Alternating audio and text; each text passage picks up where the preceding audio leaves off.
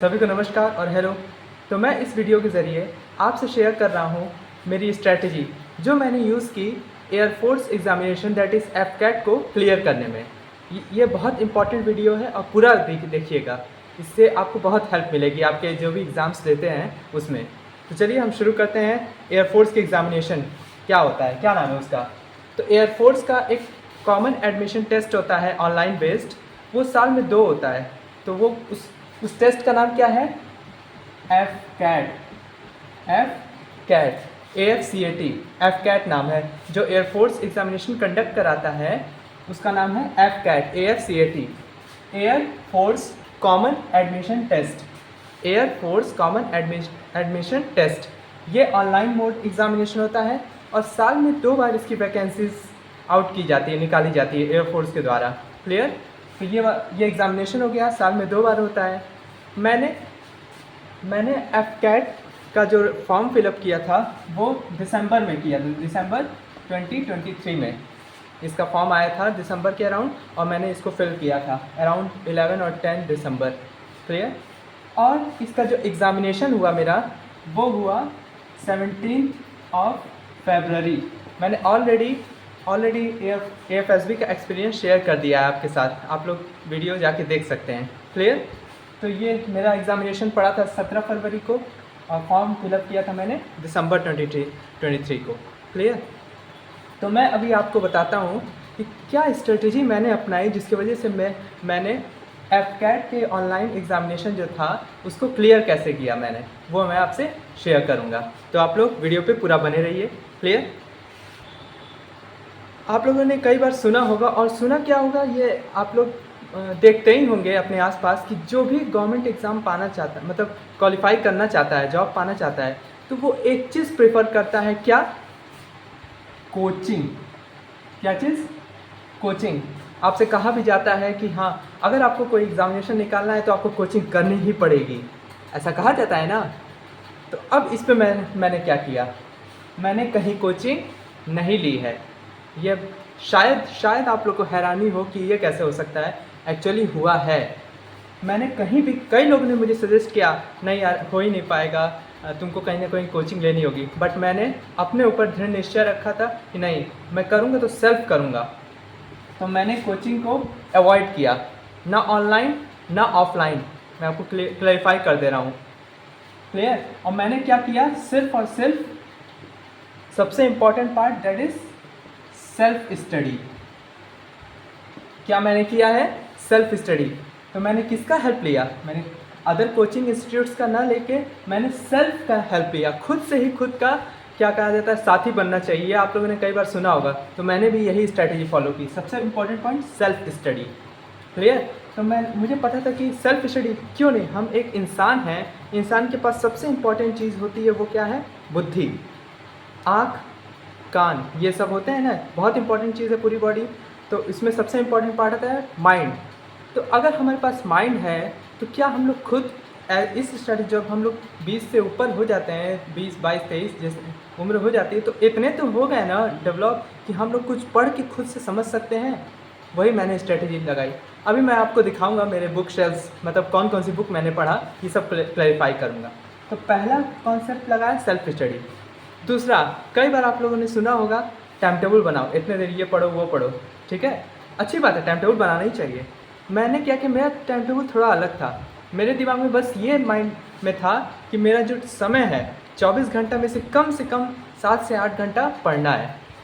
तो मुझे पता था कि सुबह 7 बजे से लेके मेरे पास रात 10 बजे तक का समय है। अब इतने में मैं जितना भी पढ़ लूँ, जो पढ़ लूँ, वो सब मैं पढ़ता रहता था रेगुलर, बिना मतलब कि लिंक को तोड़े। क्लियर? तो मेरा कोई फिक्स टाइम टेबल नहीं था कि हाँ इतने देर मैं ये हिस्ट्री पढ़ूंगा, इतने देर ज्योग्राफी पढ़ूंगा, ये नहीं था स्ट्रेटेजी। बस ये था कि पढ़ना है, और इसी में मैं 2 से 3 घंटा पढ़ाता भी हूँ। यहाँ बच्चे आते हैं मेरे घर पे, मैं उनको होम ट्यूशन, मतलब यहाँ पे ट्यूशन देता हूँ, पढ़ाता हूँ, उन लोगों को शिक्षा देता हूँ। तो एक तरह से पढ़ाता हूँ, तो पढ़ाना मैं सारे सब्जेक्ट कवर करता हूँ। जब किसी स्टूडेंट को पढ़ाना रहता है तो क्या करता है, तो उस लाइन को पढ़ता है, हिस्ट्री हो गई, ज्योग्राफी हो गई, स्पेशली तो ये होती है।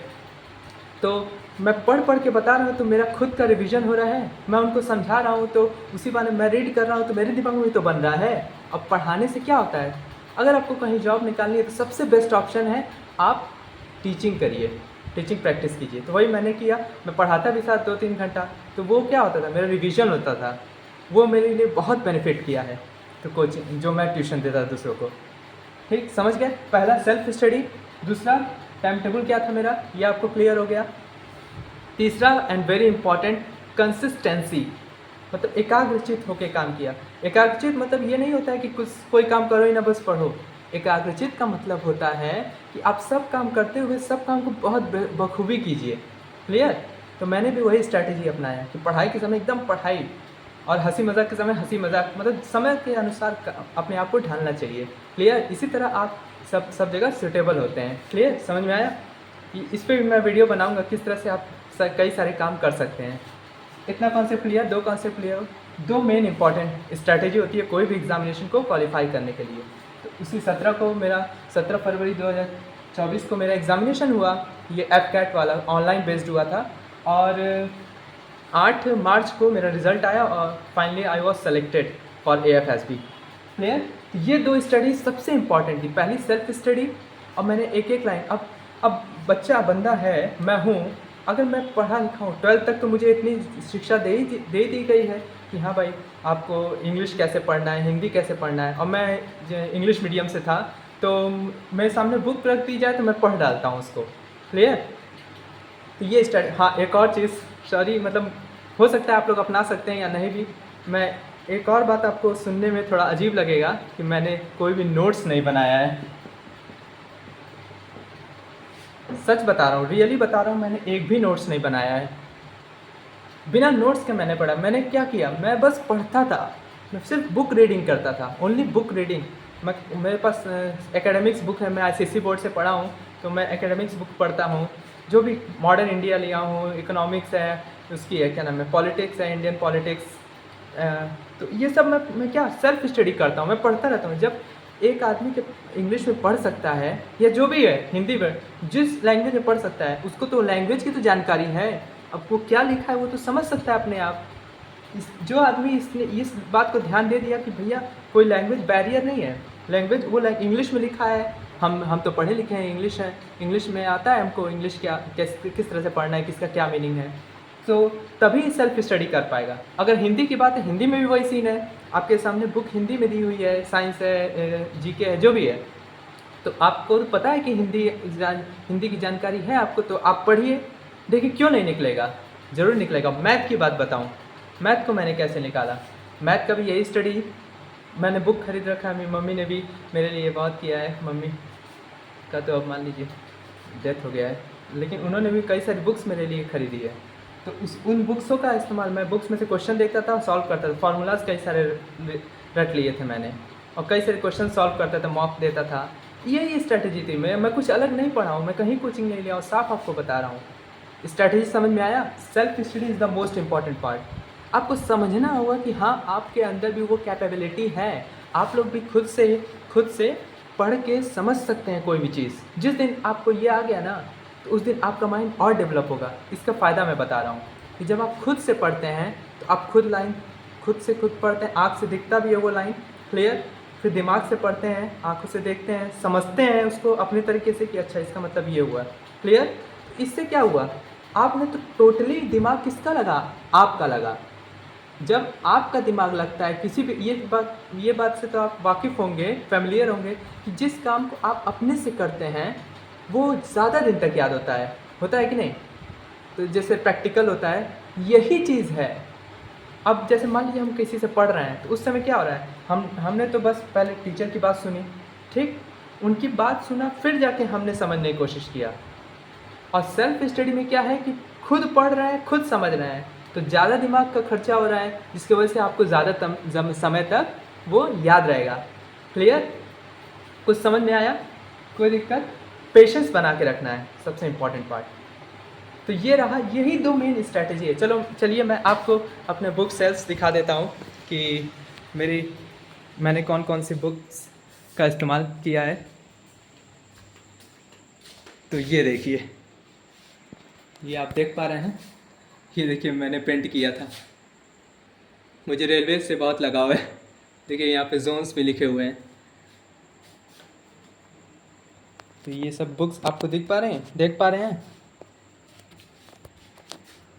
चलिए मैं आपको क्लियर, ये देखिए मेरी करंट अफेयर की बुक्स है। ये मैं मॉडर्न इंडिया की बात कर रहा था ना, वही है। ग्रामर की बुक है, लुसेंट की जीके बुक है।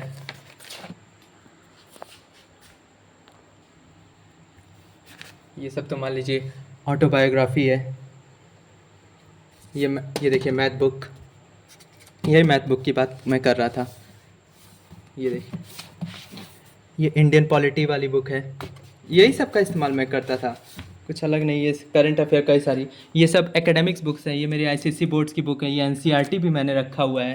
ये देखिए एनसीईआरटी दिख रही होगी आपको, ये आईसीएसई बोर्ड की है, दिख रहा है।